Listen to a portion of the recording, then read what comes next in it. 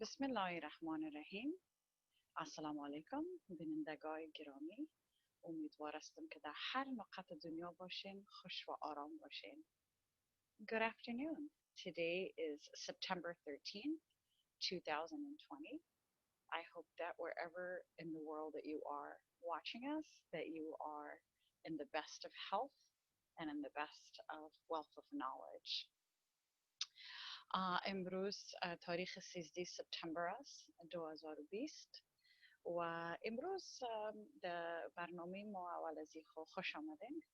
برنامه ما روانشناسی در دنیای psychology. We wanted to welcome you to our programming today, which is going to be mainly about school.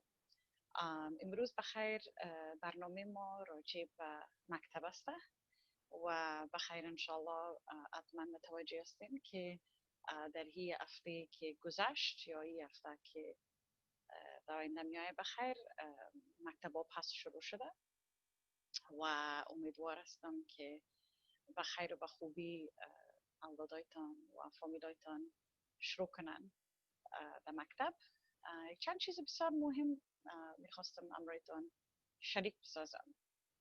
This is probably either the first or second week of school that your children or loved ones have began school. And I would like to dedicate this show to education and back to school week, as it is a very important week for all of us, whether you have children or not. I'm sure you have loved ones who are of school age.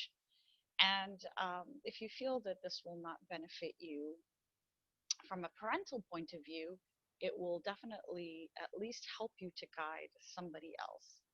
اگر خود شما هنوز اولادار نباشین این مهم نیست. بعضم یگان چیزایی که راجع بهش امروز صحبت میکنیم مطمئن هستم که شما را کمک میکنه که بتانین یک خیشای خدا یا یک کس در فامیل خدا کمک کنین بخیر. Okay, so the first thing that I wanted to talk about was the first week of school. Usually, I know that we have very unusual circumstances, but normally we would have what's called a back to school night. And during back to school night, there is an orientation that takes place. And during this orientation, what ends up happening is the teacher will lay out the curriculum for the entire school. Now, I know that Afghans at times, not all, but some at times are hesitant to attend these very important academic evenings. They kind of say, okay, well, our child will tell us when they come home, or well, we're going to get the handout when, once our child, in their folder. But I'm a very big advocate in being an active parent when it comes to your child's schooling. And today we're going to discuss a lot of different reasons why. من بسیار تشویق میکنم همیشه افغانای ما را ما شما در هفته اول مکتب که میباشه به نام بک تو سکول نایت میباشه زنده باشن افغانای ما کلشان نه اما یگانشان ببینین که خط میایه از مکتب که به این هفته بک تو سکول نایت هسته شو بیاین حال خو وقت کرونا است اما سابقه را میگفتم وقتی که حالت نرمال بود باز اولاد خدا میگیم که برو خیر دیگه باز بیاز و خطش میایه باز رو میخوانیم که آمد دوستیت میباشه. هماهی شو خیلی مهم است. نگفتیم که چرا. اول از این خو شما معرفی میشن امروی از امو معلمه که مثلا معلم اولادتان میباشه و اونا امروی شما معرفی میشن. بسیار مهم است که معلم نشان بدین از اول از ابتدا که شما مثلا بسیار احساس دارین که بسیار وقت مهم است. امی 6 یا 7 ساعته که اولادتان در مکتب است و بسیار وقت است که باید متوجه اولاد خودم باشین و درسان باشین. So one of the important reasons why I encourage people to go to back to school night is because it's extremely important to make a presence. It's extremely important for the educator or the teacher to know. First of all, for you to meet the teacher, and it's important for them to meet you as well. so you can feel out what the expectations are on both sides. همیشه هم می باشه که برای مادرها و پدرها میگن که توقع امی معلم چی هسته و همچنان شما هم حق دارین که بر از این معلم بکنین که توقع شما چی است. این دو طرفه می باشه، سرک دو طرفه است. و اگه کدام سوال داشته باشین این نمی وقت است. بعض وقت هر اولاد فرق میکنه، هر طفل فرق میکنه. بسیاری وقت است که یک چیز بسیار سپیشل است که اولادتان مثلا میکنه، میخواین شما متوجه بسازین و معلم اینمی شو بسیار مهم است که شما از ابتدا برشان متوجه بسازین.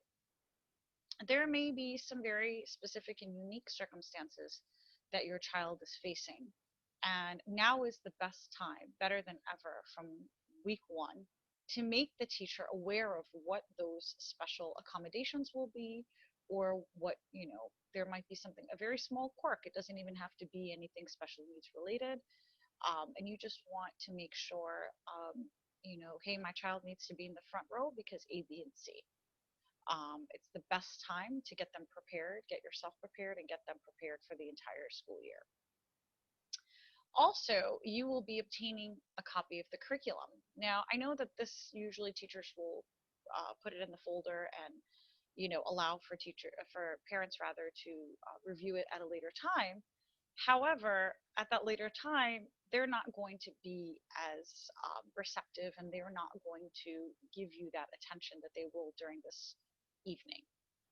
بازم او کاغذی که برای کل سال نشان میده که از سپتامبر تا ماه جون چی درس می داشته باشن، او را بازم رایی میکنن خانه. اما بهتر است که امو وقتی که امو کاغذ در دستشان است، او را در دست شما باشه، امونجا بشینین گوش کنین که معلم از ماه سپتامبر تا جون چی درس میده اولادتان. بسیار مهم است از مادر پدر کده معلم اولاد کلان میکنه، اولاد درس میده و اولاد تربیه میکنه. یک چیز بسیار جالب، یک روز دخترک خودم آمد خانه، یک چیز را گفت. من گفتم نه بچیم اوتر نمیشه. گفت نه مامی معلمم گفت. این بسیار جالب است. چیزی که معلم میگه اینقدر برای یک طفل مهم است که حتی از گپ مادر پدر خود کده گپ معلم میگه که نمی گپ معلم صحیح از خودت نیست.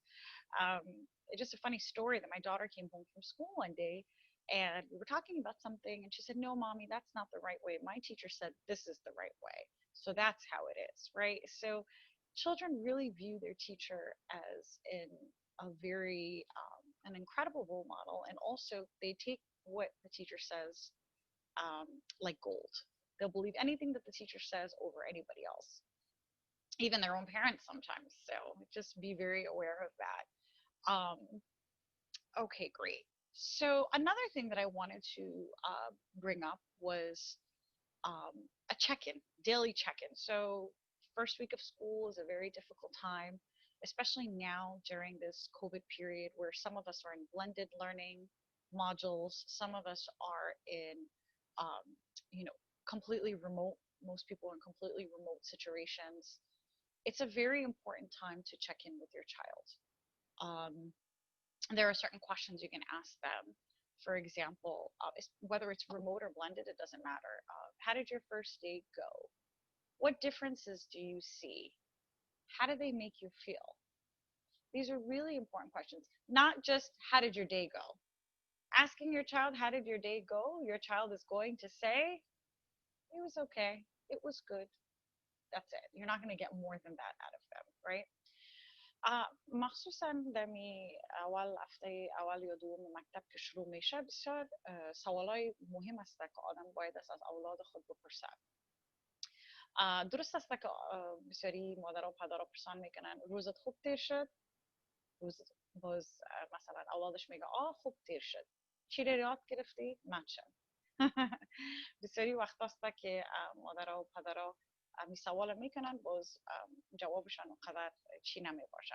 این حال وظیفه تان است که سوالای دقیق بکنن.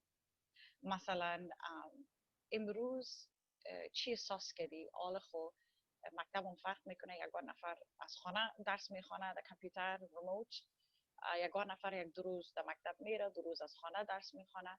این میال بسیار وقت مهم است که شما بپرسین، مثلا بگوین خب امروز شما چی احساس کردین که اولین دفعه است، اولین بار است که این رقم مکتب بیخی تغییر کرده، احساس خوب کردین، جگرخون بودین، چرا جگرخون بودین، راجع بهش گپ بزنیم، زیاد گپ بزنین امروی اولادای خود، نمانین که محیط و زمانه اولادتان از پیشتان بگیره. Have open communication with your children. Don't let the generational trends and this kind of nonchalant attitude that's being promoted, don't let your children buy into that. You talk to them. You constantly ask them. I know it's taboo in our culture. I know that most of us, when we were raised, were too afraid. We lived in fear. We didn't ask enough questions. We didn't feel that we could have an open relationship with our parents. Not all of us, but most of us. شما هیچ وقت احساس نکنین که مثلا وقتی که ما شما کلان میشویم بسیار یک محیط دیگه بود. آدم از مادر پدر خود میترسید، زیاد صحبت کل افغانا رو نمیگم، زیادشان نمیگم، نمیتونستن که تو واضح از ترس یک چیز را صحبت کنن امرای اولاد خود. زیاد گپ بزنین امرای اولاد خود از خود کنین، از اینکه برن برای یک بیگانه بگوین، تشویقشان کو که بیا مرا هر گپ بگو بزن، من قارد نمیشم، من جزا نمیدم، تا خدای نخواسته گپ میزنیم و میره مشکل حل میکنیم. Okay, so the next thing that I wanted to talk to you guys about was the protocol and kind of the way that communication should work between you and your school. I kind of wish that when I was younger, somebody would have kind of guided our families on how to do things like this, right? Again, refugees and immigrants live in fear. Their main focus when they come to another country is to assimilate and survive. وقتی که یک مسافر یا یک مهاجر میآید در یک ملک نو و در قصه این چیزایی که آل ما شما هستیم نبودن. اول از این خب میخواستن که اینجا بر خود یک زندگی بهتر بسازن، همیشه 6 روز یا 7 روز کار میکردن. دوم از این بسیار کوشش میکردن که آموخت خودشان و اولادشان آموخت شود به سیستم از این مملکت. اونا وقت نداشتن که بگوین بیا بیشی امروی ما درس بخوانیم یا صحبت کنیم. آل وقت ماست که این سیستم نو که در اینجا زندگی میکنیم آموخته شویم و اونموت زندگی خود پیش ببریم. کاش که در مو وقت دوری که مادر و پدرای ما فامیلای ما اینجا نو امریکا آمده بودن، کاش که یک کس می بود که راهنمایی میداد یا مثلا میگفت که وقتی که اولاد خود در مکتب شامل میکنین اینی رقم باید است، اینی سیستمش است، اینی رقم باید پیش بره. امیر از اون خاطر نمیخواستم براتون درد سر بدم، اما میخوایم که کمک راجع به ازمو گپ بزنم پیش از اینکه این موضوعات برنامه ما شروع شود. Just a brief discussion before we really get into today's topic, which is going to be a little bit controversial. We're going to be talking about gender fluidity and the push in public schools for certain curriculum. So before we get into the controversy, I wanted to first discuss a little bit about protocol, right? So let's say there is an issue in school. Let's say your child is being bullied. Let's say, again, refugees, immigrants live in a lot of fear. So they won't necessarily go to the school and they won't necessarily file a complaint. So now is the time to either implement this in our own lives or B, make sure that we educate and empower refugees and immigrants on how to deal with issues in a school setting without being afraid, to eliminate that fear. And بعض کسی که نو در این مملکت میآید ترس و لرز داره زیاد. نمیخوایم شکایت کنم، نمیخوایم مشکل جور کنم، از او خاطر نمیرن، مثلا به مکتب نمیرن، شکایت نمیکنن کدام مشکل باشه برای اولاد خود نمیگن. اما باید است که آستاستا باید بفهمیم که در هم مملکت این خوبیش است که ما حق داریم، حق ازی داریم که اولاد ما کمک شود، حق ازی داریم که اولاد ما نارام یا ناراحت نباشه. اگر طور مثال یک ببینی که یک روز دخترتان یا بچهتان خانه می آید و متاثر است، جگرخون است، باز از پیشان میپرسید چرا، چی گپ شده، باز برتان قصه میکنه که یک کسی در صنف آزارشان داده یا گفتیش که تو مسلمان هستی یا تو افغان هستی یا برو پست مملکتت، یا مثلا یک مثال برتان دادم. شما وظیفه بسیار کلان دارین. So let's just say, for example, that your child comes home from school and they are not looking too good. And you ask them, like, what's wrong? What happened today? Did you have a bad day? And they said, yes, I had a bad day. Somebody said something to me about my religion. Somebody said something to me about being Muslim and going back to where I came from. I mean, this is a pretty extreme example, but let's use it because it happens, right? It happens all the time. Discrimination and racism happens quite frequently, more frequently than we would like for it to happen. بعضا معذرت میخوایم، ام در فارسی صحبت میکنم، ام در انگلیسی. بسیار مهم است که همگی در فامیل بفهمن هدف امی برنامه را. برای ما بسیار مهم است که ام در فارسی فهمیده شو، ام در انگلیسی. I apologize that I'm going back and forth between Dari and English, but I do feel that it's extremely important that everybody benefits from the program, whether it's an English speaker or a Dari speaker. At least if you speak limited Dari, like I do, and you're listening it to in English, you can have a good conversation with your family when it's over because all of you will be on the same page, hopefully. That's my intention in doing that. So I apologize if it's confusing. So let's go back to this example. So the kid is bullied. You're very upset. What should you do? Okay, step one. The first thing that you want to do is always do two different forms of communication. First, you want to call the school and document it somewhere. Say, okay, at 10:48 a.m., I called Khadija's teacher and I spoke to the secretary and she told me that a meeting has been scheduled for tomorrow at 5 o'clock. خب بازم مثال خود پس بریم دمون مثال خود. خدیجه در مکتب آزارش داده، دو راه داره، دو راه حل. اول از این خب باید است شما بر مکتب زنگ بزنین و نشته کنین که چند بجه زنگ زدین، امرای کی گپ زدین. مثلا 10:48 امرای سکرتری گپ زدم و اونا گفتن که فردا در تایم 5 بجه شما در مکتب حاضر شوید. بعد از این که شما زنگ زدین، امیره پس از سر ایمیل معلم داشته باشین، ایمیل کنین برای معلم و واضح بگوین تشکر از این که فردا ساعت 5 بجه امرای ما صحبت میکنی راجع به خدیجه. Make sure you document everything and have everything in writing. Tomorrow, thank you so much for your time. I look forward to meeting with you tomorrow at 5 p.m. to speak regarding the bullying that's happening to my daughter Khadija. Okay? So that's the second thing you want to do.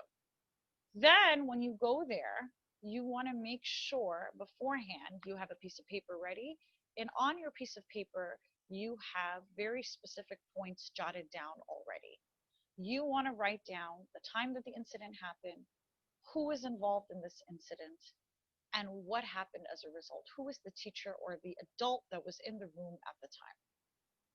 پیش از اینکه رفتی در مکتب حاضر شدی، اتو نکنین افغانای عزیزم، دوستای عزیزم، من نمیگم که کلگی کار میکنه، معذرت میخوایم، اما اعصاب آدم که خراب میشه، آدم میخواد که حال محال کنه، میخواد چی خاص کنه.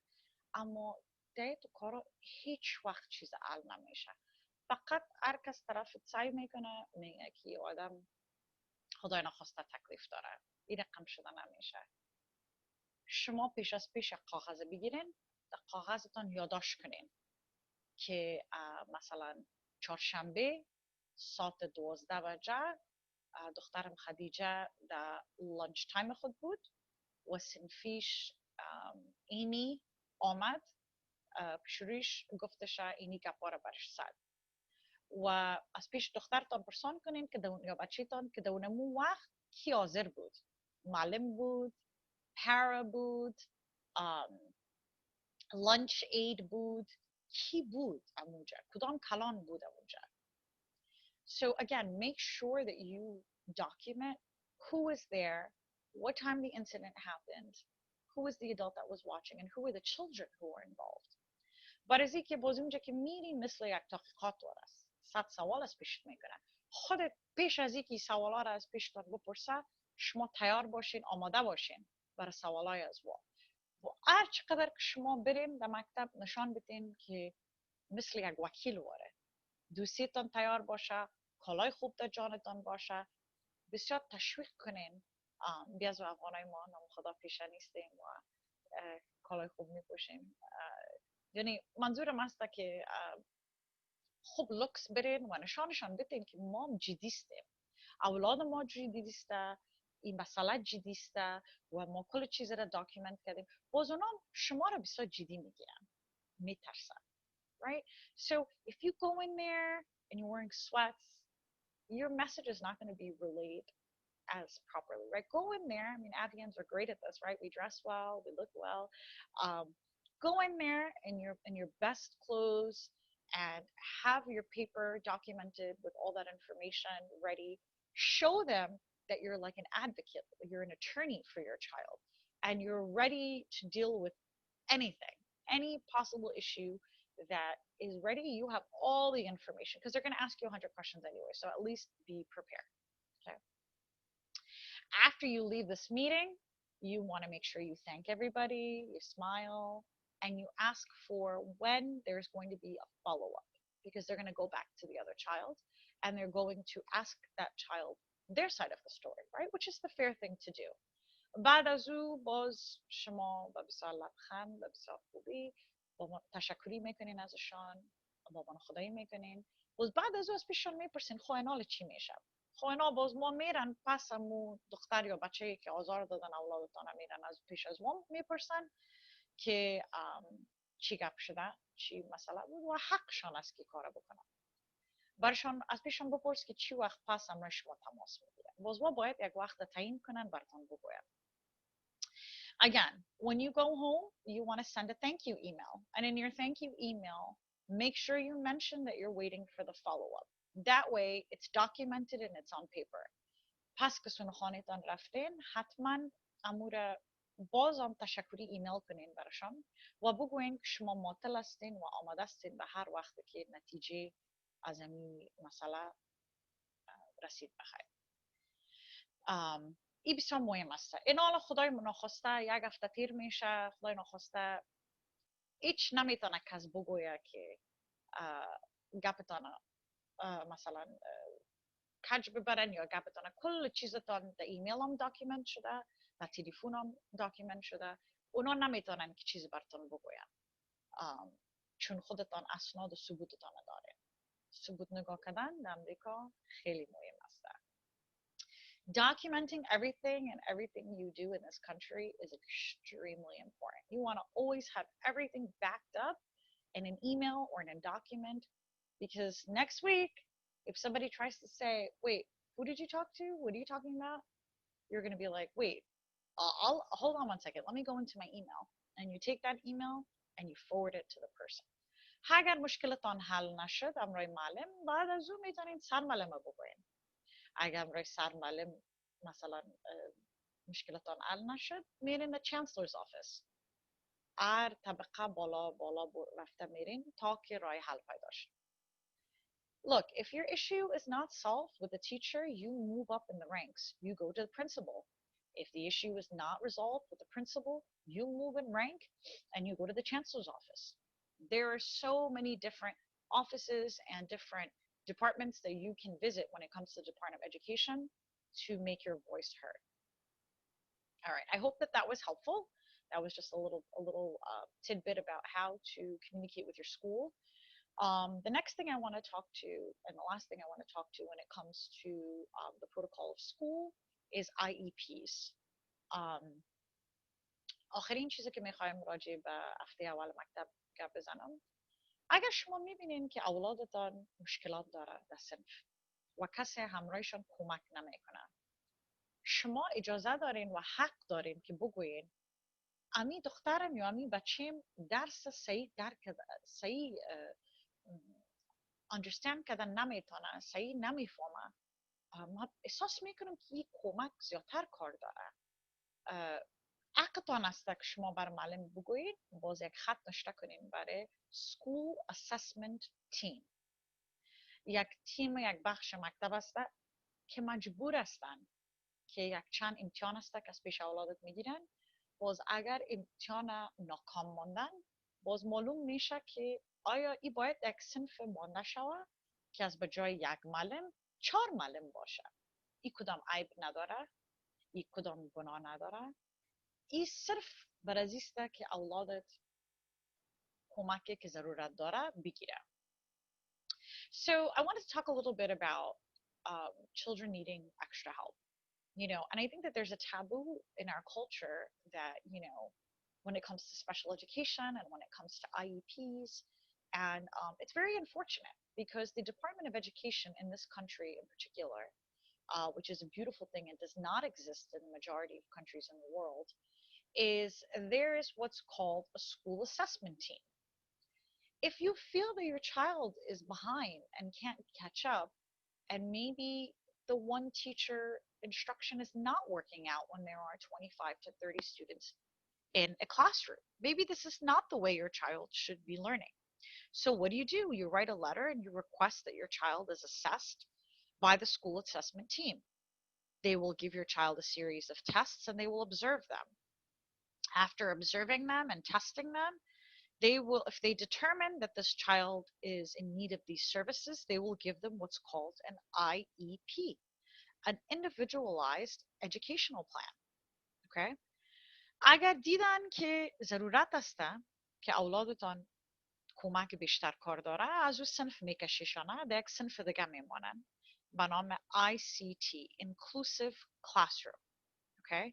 در Inclusive Classroom از به جای یک دانه معلم 2 تا معلم می باشه و 2 تا پرا می باشه. عموما 4 دانه معلم سرجم و از اونا زیادتر متوجه اولادتان می باشه و یک کاغذ میتیتانه به نام IEP. Okay? در IEP اونو کاغذ باز بسیاری حقا است که شما می داشته باشین و داخل Special Education System امریکا که می باشین بسیار حق داره اولادتان. همیشه حق داره که مثلا از این که برای نیم ساعت یا 45 دقیقه یک امتحان بگیره. اگر IEP در دستتان باشه، از به جای نیم ساعت یا 45 دقیقه میتونن که اولادتان در یک صنف دیگه ببرن، امور 1.5 ساعت بسازن. از به جایی که در نیم ساعت یا 40 دقیقه او امتحان خود تکمیل کنن، میتونن که در 1 ساعت یا 1.5 ساعت. So some of the benefits of having an IEP and some of the rights that children that are in the special education system have is that they have modified testing. So instead of being in a classroom and taking a test with everybody else that's going to take 30 to 40 minutes, your child can be taken to another classroom where they can focus better and take an hour or an hour and a half to complete their exam. And even maybe sometimes have somebody read it to them, right? Depending on what the child's needs are. یک چیز بسیار مهم، اگر انگلیسیتان قوی نیسته، اگه من در افغانستان برم، من ترجمان میخوایم از خاطر که فارسیم ضعیف است و نوشتن و خواندنم خب بیخی ضعیف است. مجبور هستم که اگه من افغانستان برم و اولاد خود در مکتب شامل کنم، مجبور هستم که کسی را همراه خود ببرم که برای من ترجمانی کنه که من صحیح بفهمم دقیق قانون از اینجا چی است، توقع اولادم چی است از طرف معلم مثلا. It's really, really important that if you are not 100% proficient in English or close to it, you ask for an interpreter. You don't know how many different times I've spoken to Afghans and I've spoken to people who go to schools to discuss very, very important things. Sorry, my mic is falling. Very, very important things. Um, and they don't bring an interpreter. It's your right. حقتان است هر چقدر که انگلیسیتون قوی باشه بازم یک ترجمان بخواین بازم همون ترجمان میشه که یک حرف یا یک کلمه را که شما نفهمیده باشین امور بسیار چیز مهم باشه بفهمانیدانه یا در تلفن ترجمان میتیتانه یا از نزدیک میتیتانه. I can't emphasize enough the importance and the significance of having an interpreter. This is your God-given right in this country to ask for interpretation. And phone, even if the person is on the phone, that's okay. They may pick up on one concept that you missed, and they'll be able to interpret that for you correctly so that you have the information you need for your child in order to help them, especially when it comes to these IEP meetings. Big words they use because they don't want you to understand sometimes. They want to just rush through it and give you less services so that the county that you live in or the state you live in doesn't have to finance and fund it. So sometimes they try to get around it. And if you're not understanding what they're saying, you might miss something important. بسیاری وقتا در این میتینگ های IEP که آدم میره ببینین که زود میخواین تیر کنن، لغت های بسیار سخت استفاده میکنن که باش نفهمی و چون دولت باید پیسه از این سرویس ها رو بتن نمیخواین که بتن، زود میخواین بگوین که نه اولاد تیر کار نداره تنها این کار داره. شما کوشش کنین که کل سرویس ها رو که میته دولت شما بگیرین از خاطر که هر چقدر زیاد کمک اولادتان داشته باشه اونم قدر به مفادشان است. خدا کنه که یک کمک کوچک بوده باشه. اگه سوال داشته باشید نمره تلفن ما در زیر سکرین نشسته است. از هر دفعه میتونین که زنگ بزنین و میبخشین از هر دفعه میتونین که شما زنگ بزنین بپرسین سوال. خب این حال وقت رسید که سر اصل موضوع گپ بزنیم و راجع به یک چیز بسیار افغانای ما مثلا زیاد چی میگن نمیخوایم که یک چیزی که خود منال کمک احساس میکنین که ناراحت شدم یادم که آمد که راجع به چی باید گپ بزنیم. قسم آدم ناراحت میشه چون دین ما، کلتور ما، مذهب ما بسیار فرق میکنه از این زمان و زمانی که آل فعلا دیش هسته. So you can see me squirming in my chair and getting a little bit uncomfortable because we're going to be talking about something really controversial today. And, we're going to be talking about gender fluidity. And it's a controversial topic. We know in our culture, in our religion, kind of like what the stance is and what's taboo and what isn't taboo.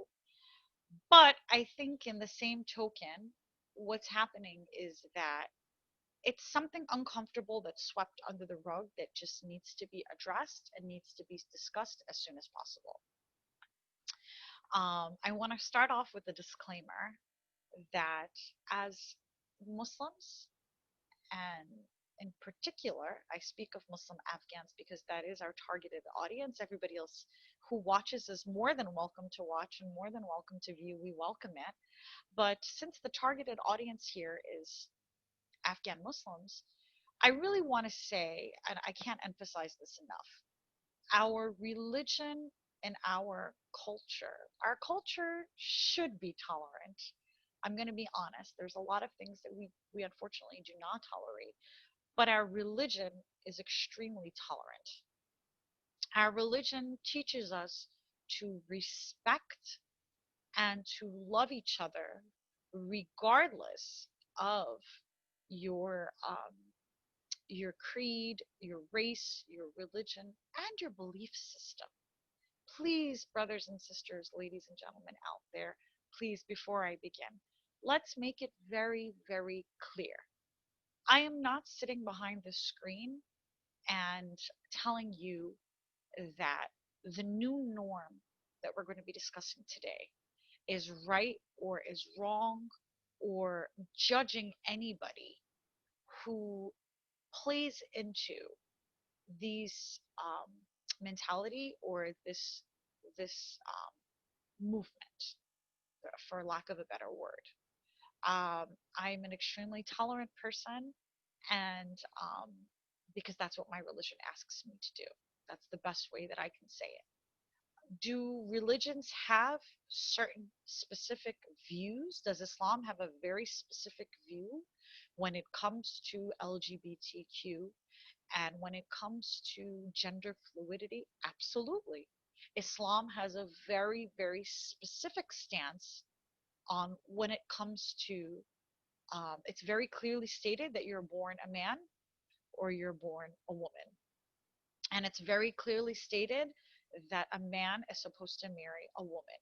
These are Islamic guidelines, and these are things that are taught to us by our religion.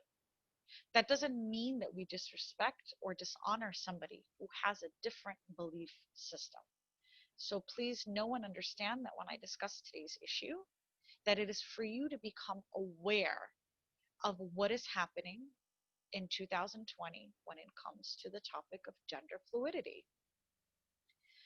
بعضم معذرت میخوایم پیش از پیش، خدای نخواسته من میخوایم کسی از پیش من خفه شوه یا غلط فهمی شوه، مخصوصا در انگلیسی خوب واضح تر میتونم بگویم، مخصوصا در فارسی خدا نکنه. من نمیگم، تشویق نمیکنم راجع به جنسیت امروز گپ میزنیم و امی موومنت نو که در نه تنها در امریکا، در افغانستان من میبینم، در کل دنیا LGBTQ موومنت که پیش میره. من نمیخوایم که به احترامی کسی را بکنم و خدای نخواسته کسی را خفه بسازم. هر کسی میفهمه زندگیش، هر کسی میفهمه چیزی که دیش عقیده داره، او بین خودش و خدایش است و خدای نخواسته ما باید هیچ وقت کسی را آزار ندیم یا کسی را بد نگوییم از خاطر که راجع به چیزی که عقیده داره یا راجع به چی رقم زندگی خود پیش میبره. این بسیار مهم است و بالخصوص امی LGBTQ موومنت که است باید ناراحت نباشیم، باید مثلا واضح راجع به ازی گپ بزنیم. سری نفرات تیر خود میارن نمیخواین که گپ بزنن راجع به ازی، اما یک چیز مهم است برای ازی که کل دنیا رواج شده و مود شده. من نمیگم که این کار بکنین یا این کار نکنین، من صرف براتون میگم که در دین ما که اسلام است و که ما چون مسلمان هستیم، اسلام بسیار واضح گفته. اسلام گفته مرد است، اسلام گفته زن است. مرد امرای زن عرسی میکنه. این دین ماست. این چیز است که ما در اسلام عقیده بهش داریم و خداوند تعالی بسیار واضح گفته. این کدام سیاه گفته امریکایی ها سیاه و سفید است، کدام بسیاری چیزاست، موضوعات است در اسلام که سیاه و سفید نیست. مثلا بیخی واضح گفته نشده. آدم عالمای ما، عالمای قرآن ما، عالمای دین ما شیشتن یک جای مثلا مشوره کردن، باز یک دلیل گفتن. اما این یک چیز نیست که کسی بشینه یا مشوره کنه یا پرسان کنه که این صحیح است یا این غلط است. بسیار واضح است. خداوند تعالی هر چیزی را به جوره ساخته. جوره اگه تا حیوانات هم باشه به جوره می باشه. خانم شوهر عرسی میکنه، اولاد میاره، فامیل میسازه. این عقیده ماست، زن و مرد. و همچنان عقیده داریم که وقتی که یک مرد تولد میشه مرد است، یک زن که تولد میشه زن است، یا یک خانم یا یک آقا یا یک بچه یا یک دختر. ما و شما در دین ما دیگر رقم نیست. این همه تو واضح گفته شد.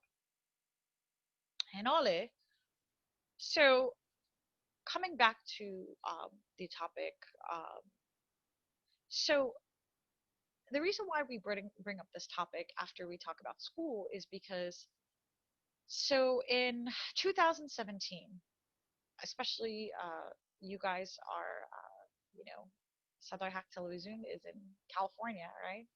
I'm out here on the East Coast, but in 2017, it's important to know that in California curriculum, there was some things that were added on, and an LGBTQ curriculum was introduced into the school systems. It wasn't. It was done very discreetly. It wasn't like teachers were given a heads up, or students were given a heads up, or parents. It just kind of appeared, and there was different lobbyists and advocates that pushed for it, and then it just automatically became part of the curriculum. And it's important to discuss it. در سال 2017 در کالیفرنیا در می کریکولوم مکتبا امی موومنت LGBTQ باز ما وقتا میگم که چه مانا میده استاستا بدون مشوره امرای مادر و پدر یا امرای دولت استاستا در می سیستم درس خواندن بسیار مهم است خورا و بیادرای عزیزم که ما بفهمیم که اولادای ما چی یاد میگیره در مکتب مخصوصا اگه در مکتب اسلامی نیست در مکتب پابلیک است باید بفهمیم اگه ما خبر نداشته باشیم چی رقم ما اولاد خود هدایت بدیم یا اولاد خود کمک کنیم اگه خود ما نمیفهمیم باید خود ما یاد بگیریم اول که چی گپ است از او خاطر ما امروز این برنامه را از خاطر از این گپ زدیم so so the mentality behind this is that um, gender is not defined as male and female anymore. Gender can be unlimited. So, and there's a range of genders, right? So you can be he, she, it. These are some pronouns, or tree, right? So in the binary module, you follow your feelings to go with what you are, okay?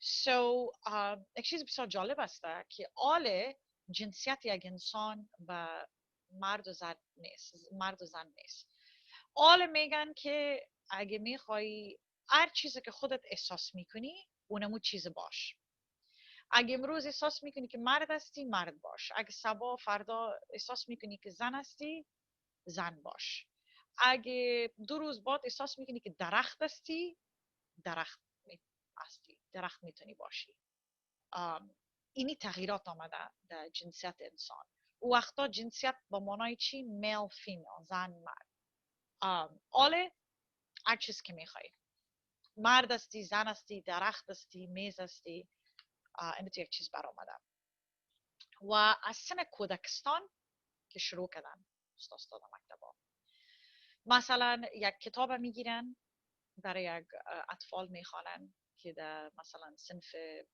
کودکستان یا صنف اول باشه و کتابی که میخوانه برش میگه که استاستا برش میگه که هر چیزی که خودت احساس میکنی اون چیز میتونی که باشی آزاد هستی So in preschool and pre-K, they have introduced into the curriculum some storybooks that have encouraged children to base their feelings on choosing their gender.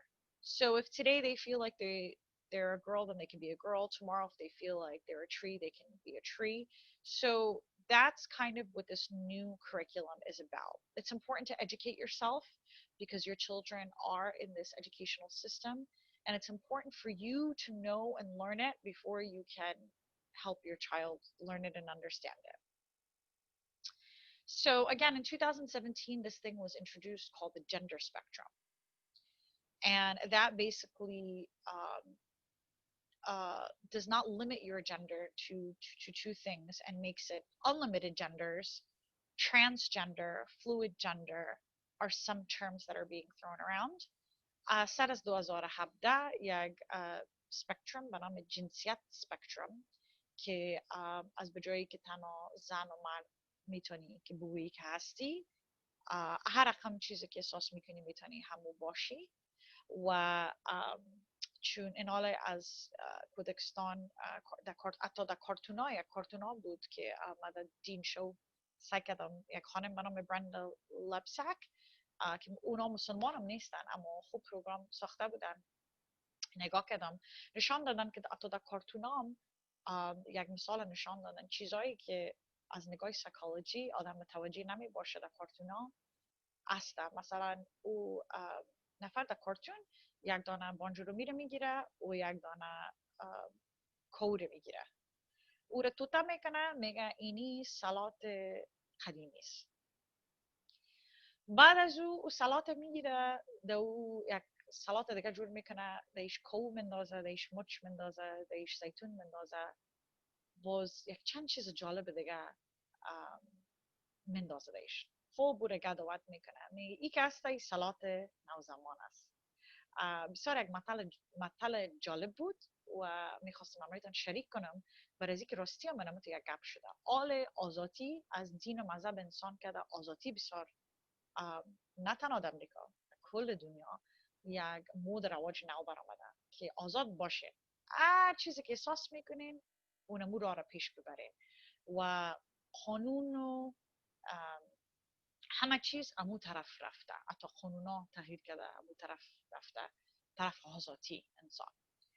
So it's really interesting because I was watching on the Dean show. They had a special guest. Her name was Brenda Lepsack, and she's not Muslim, but she is an advocate and likes to discuss these LGBTQ curriculum and what's happening in our school systems right now. And she showed like an episode. I think it was Family Guy. Don't quote me on it, but he so one of the characters makes the salad and there's a tomato and there's lettuce, and he's the only two ingredients that are in the salad are the tomato and the lettuce, and he says this is a traditional salad. And then he makes a really complicated salad that has it has vegetables, it has fruits, and it has other random things in it, things that don't necessarily go into a salad. And he said, well, this is a modern day salad. And I couldn't express it in a better way. What's happening right now in our educational systems is there is this mentality where it's a free for all.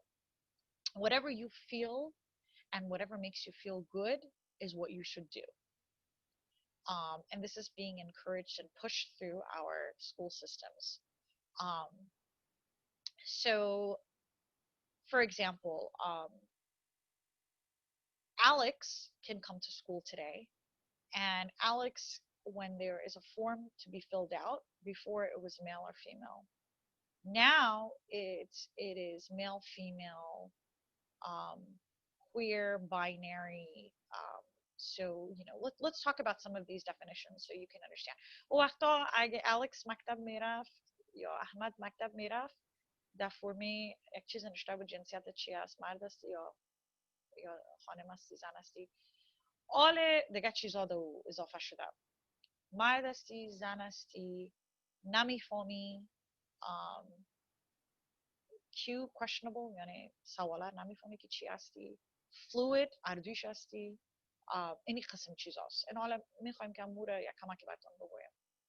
LGBTQ L for lesbian, B bisexual, LG B T transgender, Q queer یا questionable. آخرش جالب است، آخرش questionable سواله. من نمیفهمم که من زن هستم یا من مرد هستم. من نمیفهمم که من امروز چی احساس میکنم. non-binary چیز نو برآمده، داخلش LGBTQ آل N هم برآمده. این حرف N کسته، N با معنای ازی که نه من مرد هستم نه من زن هستم. از به جایی که مرد یا زن احساس کنم، من امروز احساس میکنم که یک درخت هستم.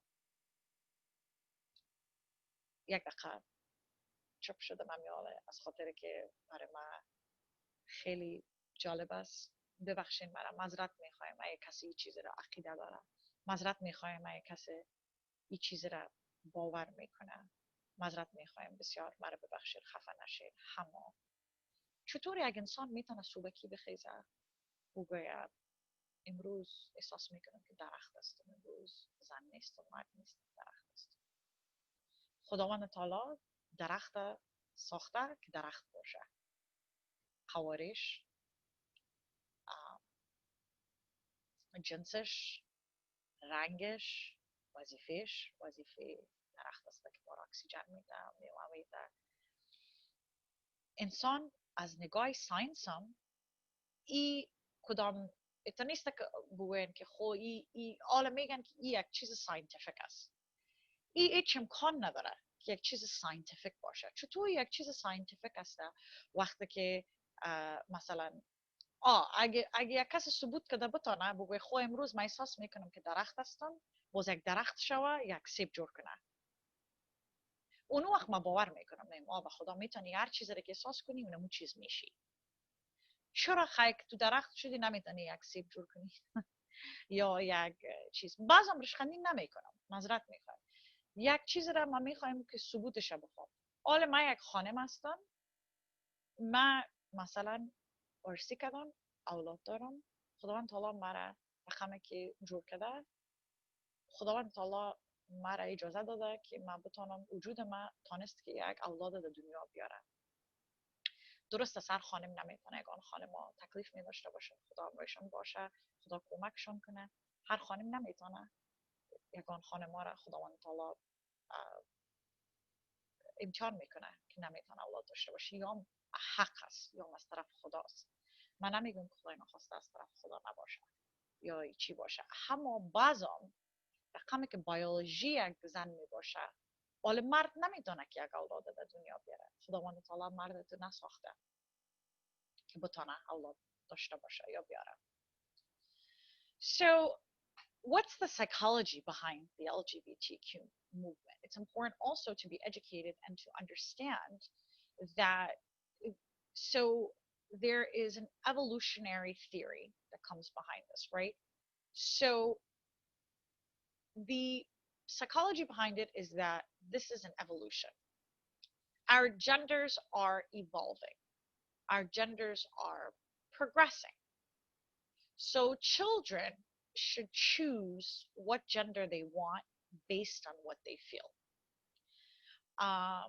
کل برنامه ما راجع به سایکولوژی است. بسیار مهم است که آدم بفهمه که یا چی میگن که سایکولوژی از چی است، یا میگن که مثل که یک چیز دیگه پیشرفت میشه، مثلا تکنولوژی کامپیوتر پیشرفت میشه. در وقتی که من در فاکولته بودم کامپیوتر نو برآمده بود. حالا کامپیوتر یک چیز بسیار حادی، زندگی بدون کامپیوتر نمیشه. وقتی که من در هم سن اولاد خود بودم اشتکار تلفن نداشتن، حتی کلانا تلفن نداشتن، فقط دکتر تلفن داشت که کار داشت، تلفن جیبکی موبایل میگم. اما تکنولوژی پیشرفت شد. یا میگن که جنسیت یک انسان باید پیشرفت کنه، یا میگن که ساینس گفته که اطفال که خرد است باید انتخاب کنه که آیا من زن هستم یا من مرد هستم یا من بچه هستم یا من خاله است، ببخشید من بچه هستم یا من خانم هستم یا من درخت هستم. ایره در سایکولوژی میگن ایره باید در دست خود یک اطفال بده. شما ایره درک کنین برای یک دقیقه، شما ایره فکر کنین. یک مثال میتونم از خودم شخصی. وقتی که من خرد دختر بودم، شاید از سن 7 سالگی 8 سالگی تا 15 یا 14 یا 15 سالگی بسیار عادت داشتم، خوش داشتم که افغانا که میگن بچگانه واره بودم. خوش داشتم که مثلا کالای کمک از مودم بود، بگی کالای بگی یکی هم خوش داشتم که کمک بچگانه واره تیشرت ها بپوشم، یا اتو نه که پیرانک ها بپوشم و بوت بپوشم و موی جور کنم. اتر نبودم، بسیار تیپ بچگانه داشتم. خوش داشتم برم بایسکل دوانی کنم، چون زنده باشن فامیلای ما زیاد بچه بود، میگفتم میخوایم که برم امرای بچه ها بازی کنم، سپورت های بچگانه پیش ببرم. زیاد خوشم نمی آمد از این چیزایی که آدم او را در انگلیسی tomboy میگن. So I just wanted to use a personal example, right? So when I was younger, I was a tomboy, right? I loved, like from the age of 7 to 14, I loved to go bike riding, which, you know, is gender neutral, but I'm just using that as an example. Wear baggy clothes, wear t-shirts, you know, appearing to be like a little boy. I didn't like to get my hair done or forget about makeup. That wasn't even a question at that time. But tomboy-esque, like to play in the dirt, like to be part of, you know, activities that are associated with boys, right? So, but that changed. It was a stage. When I got older and after adolescence and going into college, I started to become ultra feminine, right? Worrying about what I look like, getting my hair done, putting makeup on, starting to dress more like a female. It was a stage, and children go through stages. They do have stages where they're curious about the other gender and they do want to know how it feels. Like, for example, if you put a little girl with a bunch of toys, she may want to play with a truck. She may want to play with the Tonka truck, or or a little boy might want to play with a doll. There's nothing wrong with that. They're just curious and they're trying to discover each other's worlds, right? It's a stage. یک دفعه بچککای خورده ببینی یا دخترکای خورده ببینی، از به جایی که دخترک که گودی بازی کنه میره همراه موتر بازی میکنه، یا اگه بچکک خورده ببینی از به جایی که موترک بازی کنه میره که گودی بازی میکنه. این خب مانا نمیده که او بچه نیست یا او دختر نیست. این نمی سن است که یاد میگیرن، میخوایم بفهمن، همه چیز رو میخوایم بفهمن که بچه بودن چی است، دختر بودن چی است. وقت کنفیوزد هستن، وقت یک قسم نمیفهمن 100%. اونمون وقت است که مغزشان مثل یک اسفنج جذب میکنه همه چیز را. و هناله که این چیزها را در مکتب یاد میتن دگام وقت خوب بیازو اتر کار دارن که مادر و پدرشان هم چیز را یاد بدن، معلم هم چیز را یاد بدن. حالا که چیزهای دیگر در میکس مندازن، خوبی خیلی دیگه کنفیوز میشن، میگن دیگه البته که موترک بازی کنه من بچه هستم، احساس میکنم میخوایم که از موترک بازی کنه من من بچه شدم. So, I mean, there's already confusion in the stages of childhood and adolescence. And, we discover each other's genders without realizing it, playing with dolls, playing with cars, being a tomboy for girls. We have those moments where we do discover each other's genders without even realizing it. So the confusion is already there. The confusion already exists. But what's going to happen now is there's now a further confusion and a further distraction that's being introduced in our school systems, where it's like, just go with the flow, go with what you feel. It's really, really important. And the end message of all of this is have freedom. At all costs possible, be free. The message that is being portrayed and being delivered is freedom at all costs. Rebel against your family. Pleasure is everything. Whatever you feel, just do it. It's a just do it mentality. و پیامی که پخش میشه برای ما و شما و حولدای ما است که آزادی است. در هر نگاه زندگی ما آزادی است. آزاد باشید. اگه فامیلتان قبول نکرد خیر است. شما آزادی تا بخواید. این همی مهم است از همه چیز در دنیا کده. لذت بردن از همه چیز که در زندگی مهم است. از گپ مادر پدرم کده، از دین و مذهبم کده، از کلتور فرهنگم کده آزاد باشه. بازم نمره ما در زیر اسکرین است. اگه کدام سوال داریم، اگه کدام پیام داریم، خیلی مهم است که راجع به ازی صحبت کنیم، یک راه حل پیدا کنیم که پیش از اینکه اولاد ما خدای نخواسته از پیش ما بره. ما وظیفه ماست مادر باشیم، پدر باشیم، عمه باشیم، خاله، یک وظیفه داریم. وظیفه ما است که اولاد خدا درس بده، بفهمانیم بچیم در مکتب این چیزا هست، این چیزا رو یاد میگیریم، اینی دین ماست، این مذهب ماست، این فرهنگ و کلتور ماست و نمانیم که زمان محیط اولاد ما رو بیرا کنه. زنده باشه اوانای ما. اتو نیست که تنها چیز امریکایی باشه. من دیدیم، من سوشل میدیا فالو میکنیم، من میبینم که اوانای ما این موومنت پوش میکنن و تشویق میکنن. I just want to conclude by saying, open the lines of communication with your children. This is out there, it's in the curriculum, it's there to further confuse your child and further, make them question. They're already questioning everything in their identity, but this will only add further confusion and further questioning as to who they are and what they are. Be there for your children, answer their questions, teach them about their religion, about their culture, about who they are. Listen to them. Listen, listen, listen. It's so incredibly important to listen to them, because if you don't listen to them, they're going to find somebody else who listens to them. And that person may not be the person that you will recommend, right?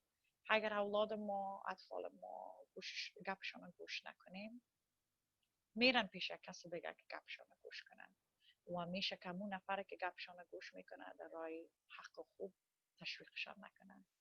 تشکر یک جهان سپاس از صدای حق تلویزیون که برنامه را پیش میبره و روز خوش خوشحال براتون میخوایم. اگه سوال داشته باشین در فیسبوک کامنت بفرمایین یا زنگ بزنین. If you any, I would like to thank Sadai Haq Television for their time and for allowing us to have this program. If you have any questions, please do write them into the Facebook comments below and call the number that is stated at the bottom of your screen. I'll be more than happy to hear from you. Thank you and have a great day.